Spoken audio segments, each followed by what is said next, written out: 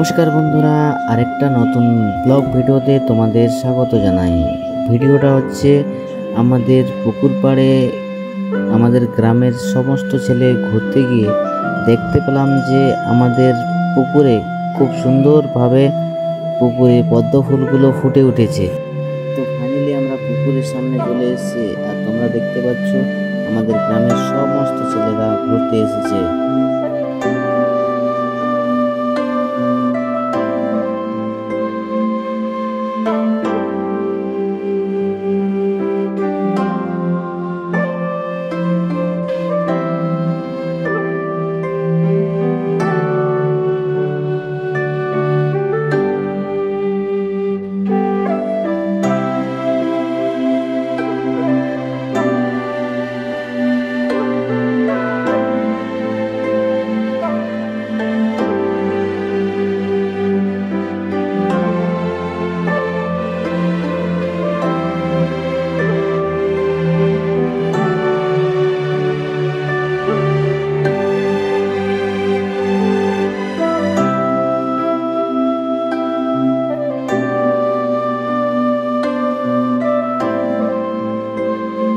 তো ফাইনালি ব্লগটা এখানেই শেষ করছি। আর তোমরা যদি আমার চ্যানেলে নতুন হয়ে থাকো তো চ্যানেলটা অবশ্যই সাবস্ক্রাইব করে তোমাদের বন্ধুদের সাথে এই ভিডিওটা অবশ্যই শেয়ার করে দেবেন।